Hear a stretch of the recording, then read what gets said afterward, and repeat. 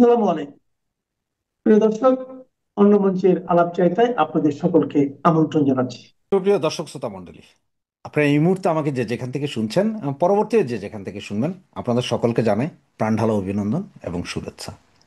আমাদের এই যে স্যার আছে না, জেডাই খান পান্না, উনি গত জুলাই আগস্টে প্রথম লাইমলাইটে আসেন সরকার বিরুদ্ধে একটা মামলা করে গুলি চালাইতে পারবে না।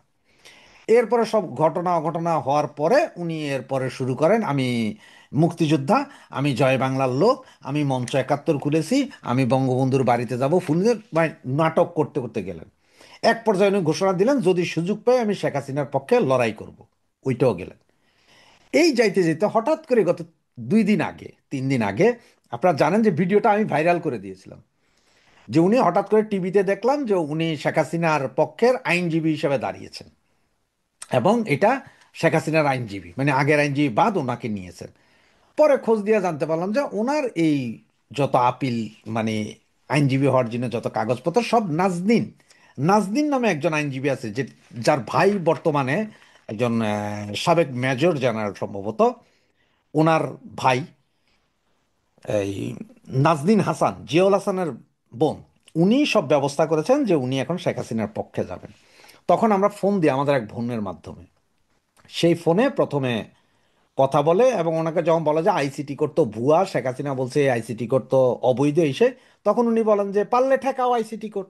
মানে এমন একটা ভাব যে তোমরা পারলে ঠেকাও আইসিটি রে। মানে উনি সব বৈধতা দিয়ে দিচ্ছেন ওনার কথাবার্তা। এই ভিডিও আমি ভাইরাল করি, পরে আমার ওই বোন দেয়, আরো অনেকে দেয়, হাজার হাজার শেয়ার হয়। এরপরে সম্ভবত উনি একটু বিপদে পড়ে গেলেন।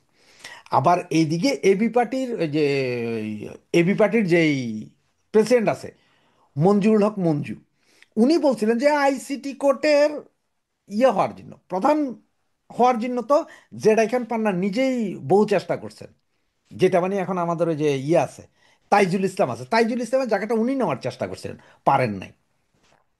এরপরে উনি এখন শেখ হাসিনার পক্ষের আইনজীবী হয়ে দাঁড়িয়েছেন। যখন এই ভিডিও ভাইরাল হয়ে গেল, যখন আমরা সব চিল্লাচিল্লি করা শুরু করলো, যখন সবাই গালাগালি সব করা শুরু করলো, তখন সম্ভবত ওনার আপনার একটু মাথা ঠিক হওয়া শুরু করছে।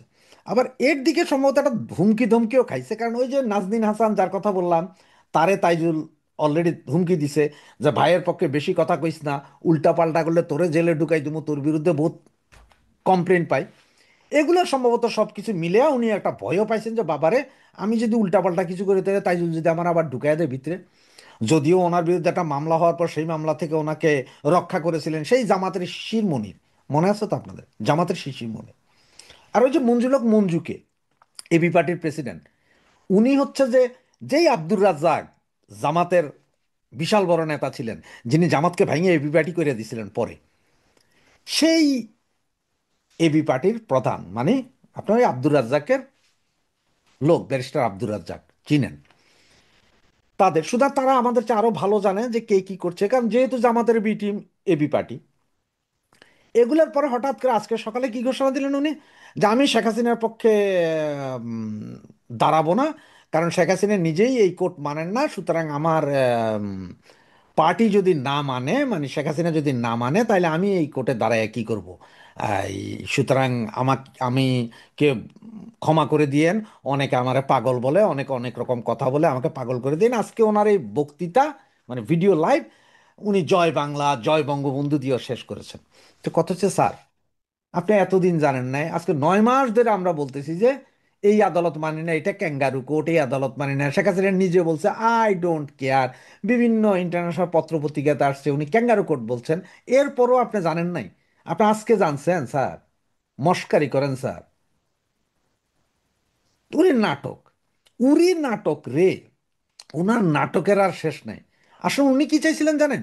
যে শেখ হাসিনা এখন ইন্টারন্যাশনালি সমস্ত মিডিয়াতে আছে, আর এই ইন্টারন্যাশনাল মিডিয়া থাকার কারণে যদি এটা চালানো যায়, এটা একটা প্রচার করা যায়, তাহলে উনিও একটা ইন্টারন্যাশনাল মিডিয়া ব্যক্তিত্ব হয়ে যাবেন। উনি বুঝে গেছেন আওয়ামী লীগ বেশি সময় নেই, যে কোনো মুহূর্তে দাঁড়াইবো আইবো। এরপরও যদি ওনারা যদি ব্যারিস্টার সাহেবেরও যদি কখনো আইনমন্ত্রী করে দেওয়া হয়, বা ব্যারিস্টার সাহেবের যদি আওয়ামী লীগের বিশেষ পোস্ট দিয়ে দেওয়া হয়, প্রেসিডিয়াম সদস্য বানায় দেওয়া হয়, এইসব চিন্তাভাবনা থেকে এই বুড়িটা ভীমরতি ধরছিল। আর ভীমরতিটা ধরা খাইলো যখন আমরা সবাই, আপনারা সকলে মিলা শুরু করলেন ওনার ওই ভয়েস রেকর্ডটা ফাঁস করে দেওয়ার। এখন উনি নতুন নাটক, যে উনি শেখ হাসিনার পক্ষে না, উনি জয়, টিউলিপ, তারপরে ববি, পুতুল, এদের পক্ষে দাঁড়াবেন দুদুকের বিরুদ্ধে। যে দুদুকের আইনজীবী যদি উনি হইতেও না পারেন এদের পক্ষে যে আইনজীবী আছেন তার পক্ষ হইয়া উনি আইনি লড়াই চালিয়ে যাবেন বা আইনের পরামর্শ দিবেন। তো তোমার কাছে কি বেটা কেউ চাইছে নাটক করো? খালি নাটক। তো এই নাটকগুলো করছে। আর এদিকে আরেকটা জিনিস দেখেন, গত 2 দিন ধরে টিউলিপ সিদ্দিকীর বিরুদ্ধে যে মামলা করেছে বাংলাদেশে এই দুদু বাইয়ে, এগুলা নিয়ে সারা ব্রিটেনে একটা হই হই রইল। সরকারি দল, বিরোধী দল, ছোট দল, বড় দল সব এক হয়ে গেছে। সবারই কথা হচ্ছে যে টিউলিপের বিরুদ্ধে যা হচ্ছে এগুলা ঠিক না, এটা অবৈধ কোড। এবং সেইখানে সবচেয়ে বড় কথা কি জানেন? সবচেয়ে বড় যেই ব্যাপার সেইটা হচ্ছে যে তার পক্ষে এখন এই যে ডেভিড বার্গম্যান, জামাতের আইনজীবী, উনিও প্রবন্ধ লিখে ফেলছেন। এরপরে আপনার জামাতের আরেকজন আইনজীবী, যেটা যে 2011 সালে, 2011 সালে যখন আইসিটি করা হয়, জামাতের পক্ষে যে আইনজীবী ছিলেন জন কেমি, উনিও এখন টিউলিপের পক্ষে। এরপরে আছে আরও 6 জন। তো আরও 6 জনের মধ্যে যেমন ডোমিনিক কেসি আছে, অ্যাটর্নি জেনারেল যিনি। এরপরে আপনার গত সরকারের, ব্রিটেনের গত সরকারের আপনার বিচারমন্ত্রী, আইন ও বিচারমন্ত্রী ডেভিড গব আছে, রবার্ট সাহেব আছে। এরকম 6 জন আইনজীবী যারা ব্রিটেনের সর্বোচ্চ পদকধারী। আগে ছিল রানী পদক, এখন হচ্ছে রাজারা পদক দেয়। মানে এরা 6 জন ব্রিটেনের সর্বোচ্চ পদকধারী। এবং এরা যদি শুধু ব্রিটেন নয়, পৃথিবীর যে কোনো কোর্টে যার পক্ষে দাঁড়ায়, কোন একটা পক্ষে যদি দাঁড়ায়, জাস্টিস তখন কথা বলতেও ভয় পায়। তার কারণ জাস্টিস বুঝে যে এরা যখন দাঁড়াইছে এই কোর্টে, তাদের পক্ষেই যাবে রায়। কারণ তারা জেনে শুনে দাঁড়ায়, তারা অনেক গবেষণা করে এগুলো দাঁড়ায়, তারা যত্রতত্র দাঁড়ায় না। আমাদের উকিলদের মতো না, যে ওই যে 200 টাকা দিলে এই পক্ষে, 300 টাকা দিলে ওই পক্ষে না। এইখানের এইটা। আর এদের আজকে মানে গতকালকের গার্ডিয়ানে যেই ইন্টারভিউ নিছে এইসব অ্যাডভোকেটদের, ওরা সরাসরি বলছে যে টিউলিপ সিদ্দিকী এই দেশের নাগরিক, মানে ব্রিটেনের নাগরিক। উনি জন্ম এখানে, এখন পর্যন্ত এখানের মন্ত্রী ছিলেন, এখানের সংসদ সদস্য, এইখানের ছিলেন। উনি তো পলাতক না, ওনাকে তো পাওয়া যায়। পলাতক কেন বলবেন? ওনার ব্যাপারে কোনো চিঠি বা কিছু হইতে হইলে, ওনারা ডাকাইতে হলে আপনার ব্রিটিশ অ্যাম্বাসিতে বলবেন, ওরাই করে দিবে সব ব্যবস্থা, ওরাই উকিল দিবে সব। তা না করে আপনার পলাতক দেখে একটা রায় দিয়ে দিবেন, মস্কারি।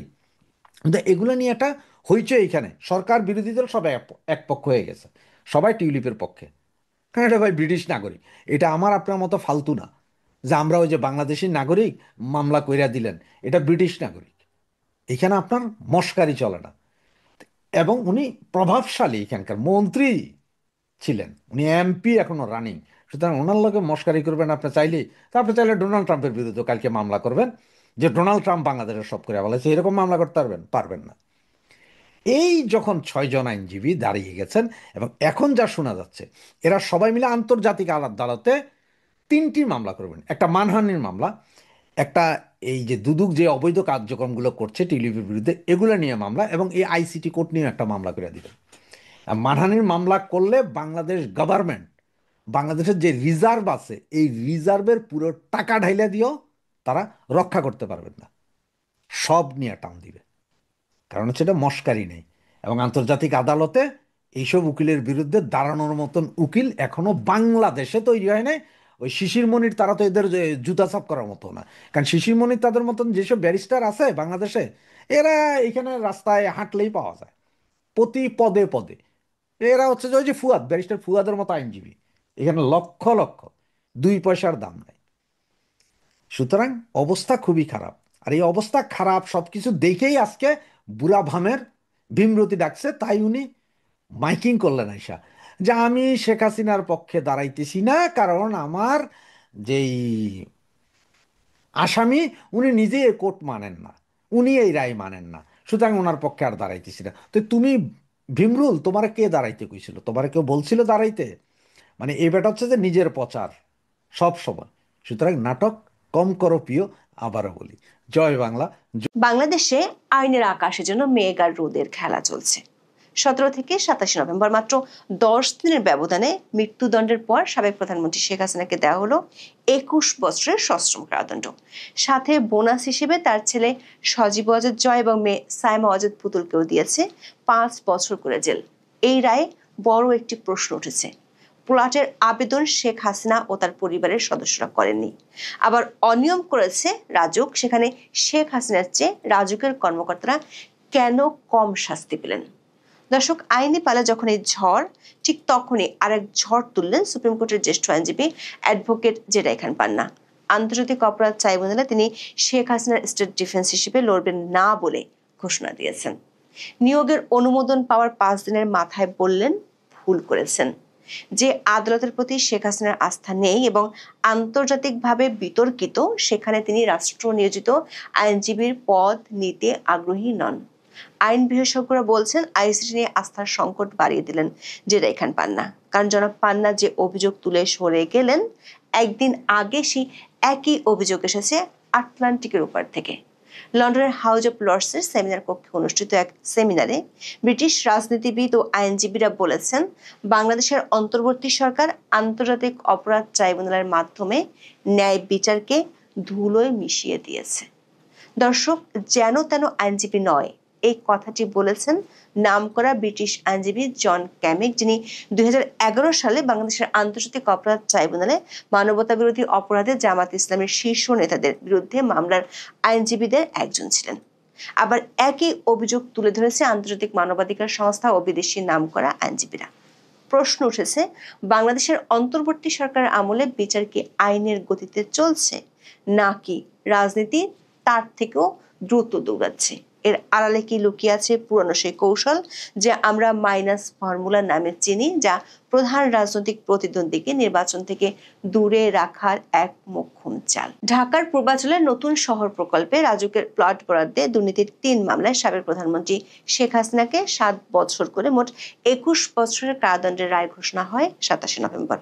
শুধু তিনিই নন, এই রায় তার ছেলে সজীব ওয়াজেদ জয়কে একটি মামলায় এবং মেয়ে সাইমা ওয়াজেদ পুতুলকে আরেকটি মামলায় 5 বছর করে সশ্রম কারাদণ্ড দেওয়া হয়েছে।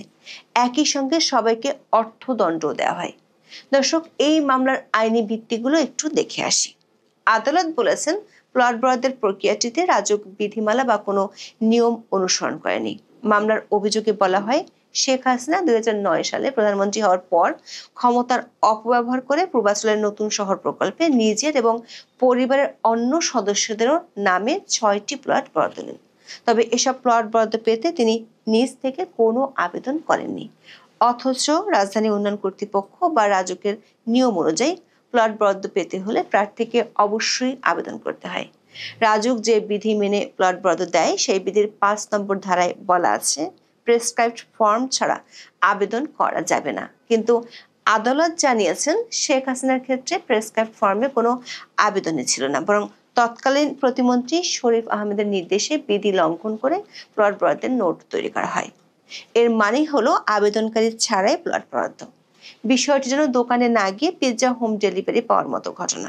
সেক্ষেত্রে প্রশ্ন উঠেছে, এতে দোষ কার? পিৎজা শপের, নাকি ডেলিভারি ম্যানের, নাকি যিনি পিৎজাটি রিসিভ করলেন তার? এই রায়ের সবচেয়ে গুরুত্বপূর্ণ বিশ্লেষণের দিক হলো এর দায়ভার বন্টনের ভারসাম্যহীনতা।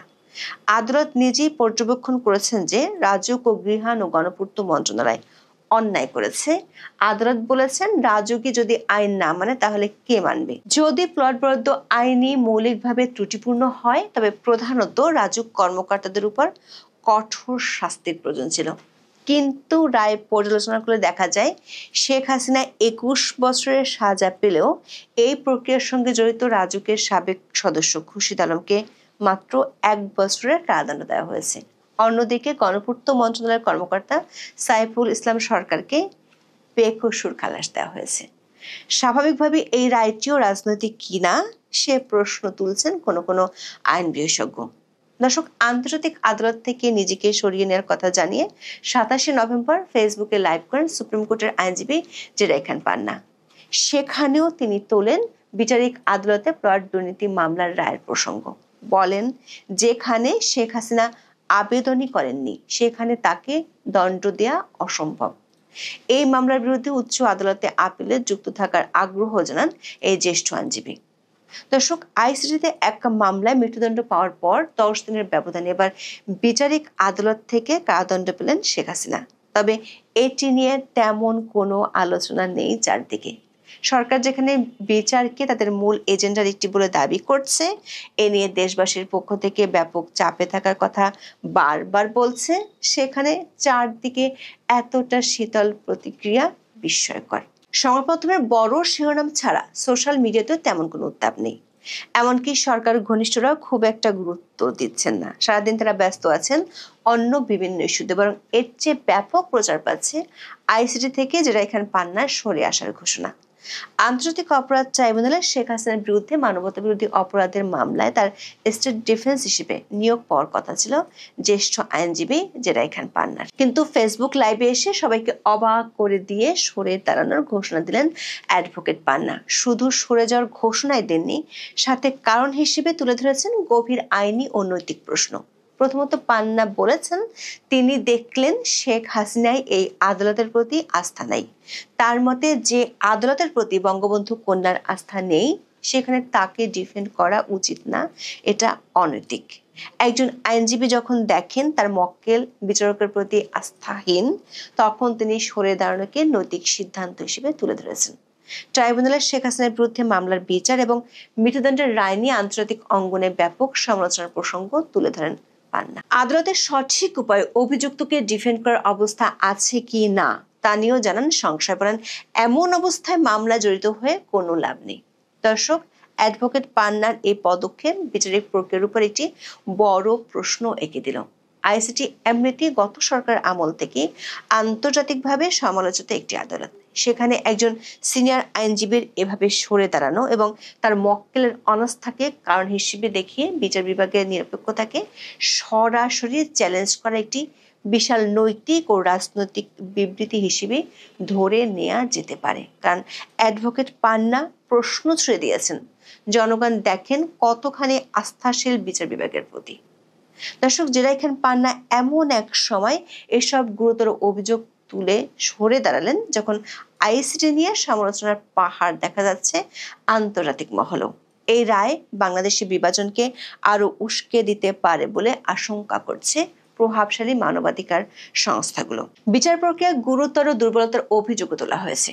সমালোচনার মিছিলে যোগ দিয়েছে অন্তর্বর্তী সরকারের ঘনিষ্ঠ হিসেবে পরিচিত আন্তর্জাতিক সংস্থাগুলো। হিউম্যান রাইটস ওয়াচের মতো প্রভাবশালী মানবাধিকার সংস্থা শেখ হাসিনাকে বাংলাদেশে প্রত্যর্পণ না করার জন্য ভারতের প্রতি সরাসরি আহ্বান জানিয়েছে। জাতিসংঘ বলছে, অভিযুক্তদের অনুপস্থিতিতে বিচার করে মৃত্যুদণ্ড দেওয়ার কারণে আন্তর্জাতিক মান ক্ষুণ্ণ হয়েছে। আবার শেখ হাসিনার মৃত্যুদণ্ডের রায়কে চ্যালেঞ্জ করে জাতিসংঘে যাওয়ার ঘোষণা দিয়েছে ইন্টারন্যাশনাল কাউন্সিল অফ জুরিস্টস। রায় নিয়ে অ্যামনেস্টি ইন্টারন্যাশনালও প্রশ্ন তুলেছে। আন্তর্জাতিক সম্প্রদায়ের এসব উদ্বেগ মূলত ন্যায্য বিচার বা ফেয়ার ট্রায়াল নিশ্চিত করা এবং বিচারিক প্রক্রিয়ার পদ্ধতিগত ত্রুটিগুলো নিয়ে। ক্ষমতাচ্যুত রাজনৈতিক নেতার ক্ষেত্রে এই ধরনের রায় আন্তর্জাতিক মানদণ্ড পূরণ করছে কি না সেটাই এখন তাদের কাছে মূল প্রশ্ন। আন্তর্জাতিক মহল বাংলাদেশের বিচারিক প্রক্রিয়াকে অতীতের রাজনৈতিক প্রতিহিংসার মামলা হিসেবে দেখতে শুরু করেছে। সবশেষ তোপটি যিনি দাগিয়েছেন বহু আগে থেকেই বাংলাদেশের আইসিটি আদালতের সাথে তার নামটি জড়িয়ে আছে। তিনি হলেন ব্রিটিশ আইনজীবী জন ক্যামেক, যিনি আরো 2 ব্রিটিশ আইনজীবীর সঙ্গে 2011 সালে বাংলাদেশের আন্তর্জাতিক অপরাধ ট্রাইব্যুনালে মানবতা বিরোধী অপরাধে জামাত ইসলামের শীর্ষ নেতাদের বিরুদ্ধে মামলার আইনজীবীদের একজন ছিলেন। আইসিটি নিয়ে তিনি জামাতের পক্ষে প্রচার চালিয়েছেন জাতিসংঘ, ইউরোপীয় ইউনিয়ন সহ বিভিন্ন প্রভাবশালী মহলে। শুধু জন ক্যামেক নয়, 26 নভেম্বর লন্ডনের হাউজ অফ লর্ডসের সেমিনার কক্ষে অনুষ্ঠিত ওই সভায় বাংলাদেশের অন্তর্বর্তী সরকারের বিচার প্রক্রিয়া নিয়ে এক হাত নিয়েছেন ইয়ান ডানকান স্মিথ এমপি, সিমন টানজুক, লর্ড কার্লাইল কেসি, অ্যালিস স্টুটাফোর্ডের মতো ব্রিটেনের নামকরা সংসদ সদস্য ও আইনজীবীরা। সেমিনারটিতে জন ক্যামেক বলেছেন, অধ্যাপক ইউনূসের অন্তর্বর্তীকালীন সরকারের সামনে নতুন কিছু করার সুযোগ ছিল। তারা শেখ হাসিনার বিরুদ্ধে দেশি আইনের অধীনে দেশি আদালতে মামলা করতে পারত। দুর্ভাগ্যবশত মনে হচ্ছে শেখ হাসিনার উপর বিচার চাপিয়ে দেওয়া হয়েছে, যেটাকে বিজয়ী ন্যায় বিচার বলে। অন্তর্বর্তী সরকার আইসিটিকে ধুলোয় মিশিয়ে দিয়েছে অভিযোগ করে তিনি বলেন, কিন্তু তাতে বাংলাদেশি জনগণের কাছে ন্যায় বিচার আসেনি। সাম্প্রদায়িক সহিংসতা, ধর্মীয় স্থানগুলোতে ক্ষয়ক্ষতি, আওয়ামী লীগের উপর নিষেধাজ্ঞা ইঙ্গিত দেয় 2024 সালের বিদ্রোহ কেবল দুষ্ট চক্রের আরেকটি মোড়। অন্তর্বর্তী সরকার পরে কার্যকরভাবে আরেকটি একদলীয় সরকার হওয়ার সম্ভাবনা তৈরি হচ্ছে ফেব্রুয়ারি নির্বাচনের মাধ্যমে। বাংলাদেশে মতবিরোধ যত ব্যাপক হবে, জাতি তত বেশি অস্থির ও হিংস্র হয়ে উঠবে বলেও সতর্ক করেন ব্রিটিশ আইনজীবী জন ক্যামেক। বলেন, দেশ অস্থিতিশীল হলে বিনিয়োগ কমবে, আর কম প্রবৃদ্ধি দারিদ্র্য সৃষ্টি করে, যা ভিন্নমত বৃদ্ধি করে এবং চক্রটি সর্পিলভাবে নিচে নেমে আসে, যতক্ষণ না পরবর্তী সংকট দেশকে আরো অস্থিরতার মধ্যে ফেলে। দর্শক, শুধু বিচার নিয়ে অসন্তোষী নয়, আটলান্টিকের ওপারের এই সেমিনার থেকে আরো একটি বার্তা অধ্যাপক ইউনূসের জন্য দেওয়া হয়েছে। সেটি হলো, নির্বাচনটা যেন সবার জন্য হয়। সেমিনারে প্রভাবশালী কয়েকজন ব্রিটিশ রাজনীতিবিদ বিএনপি ও জামাত ইসলামীর নেতাদের সামনে বলেছেন, অন্তর্ভুক্তিমূলক নির্বাচনের দাবি মানেই হলো দেশের অন্যতম প্রধান রাজনৈতিক শক্তিকে বাইরে রেখে কোনো নির্বাচন গ্রহণযোগ্য হবে না। যে বার্তাটি এরই মধ্যে কমনওয়েলথ সহ অনেকেই সরকারকে দিয়েছেন। দর্শক, একদিকে বিচার প্রক্রিয়া নিয়ে আন্তর্জাতিক মহলের বড় বড় প্রশ্ন, ঠিক তার মধ্যে নৈতিকতা ও ন্যায় বিচার নিয়ে প্রশ্ন তুলে সরে গেলেন জেরাইখান পান্না। বিষয়টি এমন এক সময় হচ্ছে যখন সরকার বলছে বিচার ও নির্বাচন দুটোই তারা করবে, কিন্তু সেই নির্বাচনের গ্রহণযোগ্যতা নিয়ে সরকারের মিত্ররাই প্রশ্ন তুলছে। ব্যাপারটা অনেকটা সেই রোলার কোস্টারের মতো, যার ব্রেক ফেল করেছে। কখন কোথায় গিয়ে থামবে কেউ জানে না। সামনে হয় রাষ্ট্র সংস্কার হবে, না হয় অস্থিরতা বাড়বে। তবে সামনে যাই হোক, দেশের অস্থিরতা বাড়াতে সিদ্ধহস্ত সরকারের জন্য যে আপাতত অস্বস্তি তৈরি হয়েছে, সেটা বলাই বাহুল্য। পৃথিবীতে কিছু কিছু সত্য কথা আছে যেগুলা সবসময় ফলে। প্রকৃতি কখনো কাউকে ছেড়ে দেয় না, প্রত্যেককে প্রকৃতির আদালতে দাঁড়াতে হয়। আপনি যা করবেন, আপনার কর্মফল পৃথিবীতে কিছুটা ভোগ করে যেতে হবে। খালেদা জিয়া যেই অন্যায় করেছে, যেই অপরাধ করেছে, আপনারা দেখেছেন তার হাতের দিকে তাকিয়ে, তার হাতগুলা কেমন অস্বাভাবিক হয়ে গেছে। তার হাতের আকৃতি কেমন একটা থাকে না, স্বাভাবিক আকৃতি তো এরকম হাতের, কিন্তু তার হাত এরকম হয়ে গেছে, বেঁকা হয়ে গেছে, ফুলে গেছে। হাতের মাথাটা দেখলে কেমন ভয়ঙ্কর ভয়ঙ্কর মনে হয়। এগুলা কি স্বাভাবিক কোনো নজির? আমার মনে হয় না। কারণ তিনি এই দু হাত দিয়ে যেভাবে সাধারণ মানুষকে নির্যাতন নিপীড়নের শিকার বানিয়েছেন, যেভাবে তার দুই হাতের কলমের খুঁচা ইশারায় বিরোধী দলকে মেরে ফেলার জন্য গ্রেনেড হামলা করা হয়েছিল, যেভাবে এই হাতের ইশারায় 21 বার শেখ হাসিনাকে হত্যার ষড়যন্ত্র করেছিলেন, এগুলা প্রকৃতির বিচার। আপনারা কে কিভাবে নেবেন আমি জানি না, বাট আমার কাছে কেন জানি মনে হয় শেষ সময়ে এসে তার উপর যে তার শারীরিক আকৃতির পরিবর্তন হয়েছে, এটা একটা প্রকৃতির বিচার। তার বয়স কত, 80-র উপরে বা 90-এর কাছাকাছি। জীবনের শেষ লগ্নে এসেও তিনি মেকআপ নিতে ভুলেন না। তিনি এখনো সেই ভুতুরে মেকআপ নিয়ে বের হন, এখনো লাল চকচকে টকটকে শাড়ি পরেন। সে নাকি আপসীন নেত্রী। যে নেত্রী গণতন্ত্রকে ধর্ষণ করেছে, বলতে গেলে সে নাকি আপসীন নেত্রী। আপনাদের বুদ্ধি, আপনাদের বিবেক, আপনাদের মেধা কোথায় আসলে আমি বুঝি না। যেমন বিএনপি অথর্ব, ঠিক তেমন তাদের কর্মী সমর্থকরা কিভাবে বলতেছে আপসীন নেত্রী, তাকে নিয়ে নাকি বিশ্বের বিভিন্ন বিশ্ববিদ্যালয়ে পড়াশোনা করা হবে। মানে ফাত্রামির একটা লেভেল থাকে, তাই তো? তাকে নাকি নোবেল দেওয়া হবে। যাই হোক, নোবেল দিক, আমরা দেখতে চাই বাংলাদেশে এক নোবেল জয়ীর নেতৃত্বে বাংলাদেশের আকাশ ভরা তারা। এখন শেষ সময়ে এসে আরেকজন প্রত্যাশা করেছেন 3টা আসন থেকে নির্বাচন করবেন, সেই বেগম জিয়া। তাকে যদি আরেকটা নোবেল দেওয়া হয়, 2 নোবেলে বাংলাদেশ জ্বলে পুড়ে ছারখার হবে না? নাকি আরেকটা লাগবে? আরেকটা যদি লাগে, সেই ক্ষেত্রে আমি জোর দাবি জানাবো, এটা অবশ্যই অবশ্যই নাহিদ ইসলামকে দেওয়া হোক, জঙ্গি উত্থানের নায়ক। তাকে দেওয়া হোক। 3টা নোবেল হইলে মোটামুটি বাংলাদেশের 64টা জেলা, 1,47,570 বর্গ মাইল ভূখণ্ড, এটা জ্বলে পুরো ছারখার হয়ে যাবে। এখানে আর কিছু লাগবে বলে আমার মনে হয় না। যাই হোক, আরেকটা প্রসঙ্গে আসি। শেখ হাসিনার প্রত্যাবর্তন ইস্যুতে ভারতকে চিঠি দিয়েছে বর্তমান অন্তর্বর্তীকালীন সরকার, এবং আমাদের পররাষ্ট্র উপদেষ্টা তৌহিদ হোসেন, জমির দালাল, সে বলেছে এই ইস্যুতে ভারত এখনো কোনো জবাব দেয়নি। তার কয়েক ঘন্টার ব্যবধানে ভারতের পররাষ্ট্র মন্ত্রণালয়ের যে মুখপাত্র রণধীর জয়সওয়াল, তিনি বলেছেন শেখ হাসিনাকে দেশে ফেরানোর অনুরোধ খতিয়ে দেখছে ভারত। এটা হচ্ছে একটা কূটনৈতিক ভাষা, এবং এই স্টেটমেন্ট দেখার পর বাংলাদেশের বিহারি পল্লীতে অনেকটা সুখের মাতম চলতেছে, শোকের মাতম না, সুখের মাতম। মানে তারা সুখী হয়েছে, তাদের অর্গাজম হয়েছে, তাদের মধ্যে একটা উচ্ছ্বাস উদ্দীপনা দেখতে পাচ্ছি, তাদের মধ্যে একটা আনন্দ উৎসব দেখতে পাচ্ছি। ভারত নানাবিধ সমস্যার মধ্যে আছে, তারা ভেবে নিয়েছে শেখ হাসিনাকে ভারত ফেরত দেবে, আর বাংলাদেশে শেখ হাসিনাকে এনে তারা ফাঁসির দড়িতে ঝুলাবে। যেই অবৈধ সরকার, তার যে অবৈধ ট্রাইব্যুনাল, তার অবৈধ সব বিচার ব্যবস্থা, সবকিছু অবৈধ। 5 কোটি বাঙালির নেত্রীকে ফাঁসির কাস্টে ঝুলাবে। আচ্ছা, ধরে নিলাম ভারত বাংলাদেশে শেখ হাসিনাকে ফেরত দিল, এই সরকারের সামর্থ্য আছে শেখ হাসিনাকে ফাঁসির কাস্টে ঝুলাবে? বাংলাদেশ আওয়ামী লীগের যেই কর্মী সমর্থকরা আছে, এখন পর্যন্ত উত্তপ্ত আগ্নেয়গিরি হয়ে আছে।